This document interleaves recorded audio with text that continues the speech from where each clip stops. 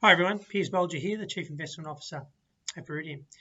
Well, we thought it'd be worthwhile just touching on the performance of the Australian equity market over the last 5 to 6 week period.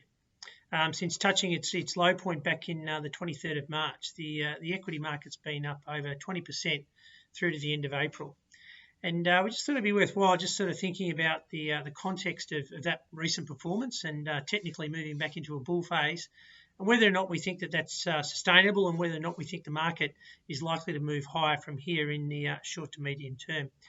And we just put together a couple of slides just to probably highlight a couple of the elements in the way that we've been thinking about financial markets over the last little while, and certainly in the context of Australian equities and our positioning around Australian equities from an asset allocation point of view.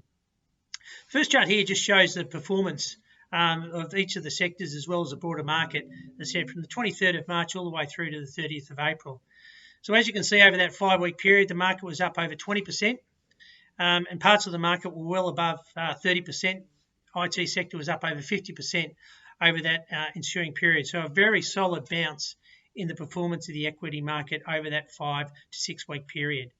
Continues on in that sawtooth movement that we've spoken about previously, after a very difficult month where the market was down roughly around about 21% in March. We saw that recovery of about 8.5% in April, but when you're thinking about it from that low point back in the end of March, as I said, the market was well up north of 20%, so a very solid investment return in that context. So the question then begs, where do we see the market at the moment? Do we think the market can continue to move higher from here, particularly given the backdrop where the economy is still by and large in lockdown? Certain parts of the market have started to ease restrictions, but the earnings outlook certainly for corporate Australia remains very opaque, and we're seeing many corporates continue to revise guidance down and even offer no guidance in regards to their forward outlook. So when you're thinking about that in the context of market positioning, and you're thinking that in the context of the performance of markets, it really is important. And this second slide here just shows that in the way that we think about, or one of the ways that we think about ascertaining value in a market sense. And one of the areas that we look at is ultimately what are we paying for a dollar worth of earnings, and colloquially known as a price to earnings ratio. And we look at that on a forward-looking basis, and you can see here that the two lines reflecting not only the performance of the Australian share market, but equally, as I said, that price to earnings ratio over that period. And you can see when the market really fell off significantly from February all the way down to the low point in March, the forward PE on the market dropped considerably, all the way down, as I said, to its longer term averages and even below as I said, at the low point. So we saw what we believe to be certainly some significant value come into the market, notwithstanding obviously the challenges that were clearly evident at an economic as well as in terms of financial market side of things. It was one of the reasons, and certainly one of the reasons that we continually speak of, is to remain invested and to continue to look at the opportunities that may present themselves when markets do sell off in such a significant and speedy manner.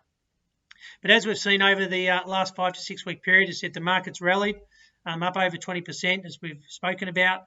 And equally, though, we haven't yet seen the uptick in the earnings outlook. In fact, we would continue to say that the earnings outlook remains relatively constrained. But the price to earnings ratio on the back of that, though, has moved higher. It's gone well above what it was probably at the peak of, as I said before, the market had its decline back in February. So when we think about the market at this point in time in regards to Australian equities, and equally it's as valid for global equities as well, when we think about where we are in a valuation sense relative to the earnings outlook, we would probably say that the market is certainly looking relatively fully valued at these levels. It's not to say that the market can't move higher, but we would say that the speed by which we've seen over the last 6 weeks and the upward movement that we've seen over the last 6 weeks, in our view, is probably unlikely to be repeated over the next couple of months. Certainly heading into reporting season here domestically, as we work our way out of the lockdown and the economy starts to reopen, the earnings outlook will become, more proactive in the sense for individual corporates and industries as a whole. But we don't believe at this point in time that there's enough clarity to be able to say that the market's going to rally another 20% from here. So our view at the moment is that, as I said, we're probably in a range trading mode within the local equity market. There continues to be that support coming both fiscally as well as from central banks, domestic and global, that we think will continue to underpin the market in the near term. But as I said, we don't expect a significant upward movement from here. So what does that mean from a strategy point of view? So from our perspective, we're continuing to focus on the opportunities that may present themselves as we move forward. Again, that sawtooth movement we continue to expect will remain just as valid today as it has been previously.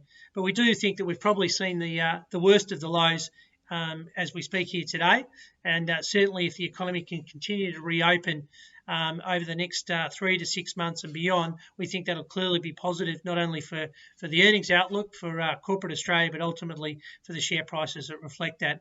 So as I said, we're continuing to selectively add to our equity positions, as well as obviously rotate our asset allocation to try and take advantage of that. But as I said, at this point in time, we'd probably say the market's, as I said, looking like they've had a good rally. That rally needs to, as I said, to find some stabilisation, to let the earnings side of it catch up before we expect it to move higher going forward. As always, if you have any concerns about your portfolio, please feel free to reach out to one of our advisors. We look forward to touching base again soon. Thanks, and bye for now.